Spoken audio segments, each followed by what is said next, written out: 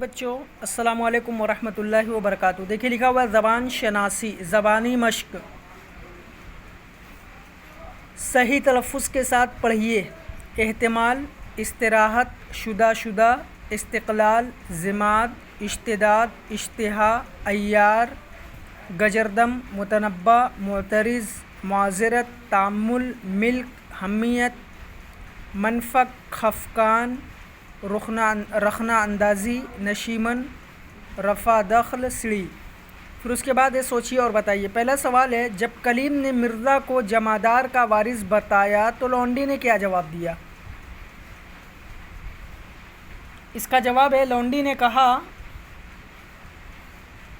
جمعدار کے وارثوں کو خدا سلامت رکھے۔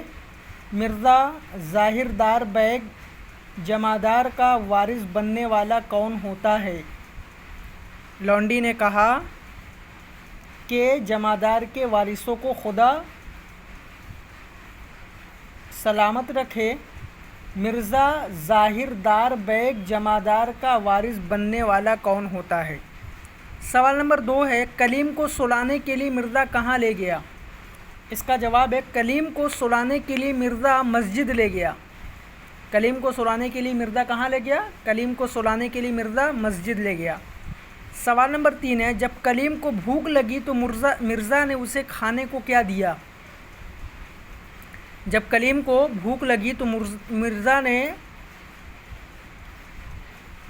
اسے کھانے کے لیے کیا دیا؟ اس کا جواب ہے، جب کلیم کو بھوک لگی تو مرزا نے اسے چنوں کی گھی کی تلی دال بنا کر کھلائی، ہے نا۔ جب کلیم کو بھوک لگی تو مرزا نے اسے چنوں کی گھی کی تلی دال بنا کر کھلائی۔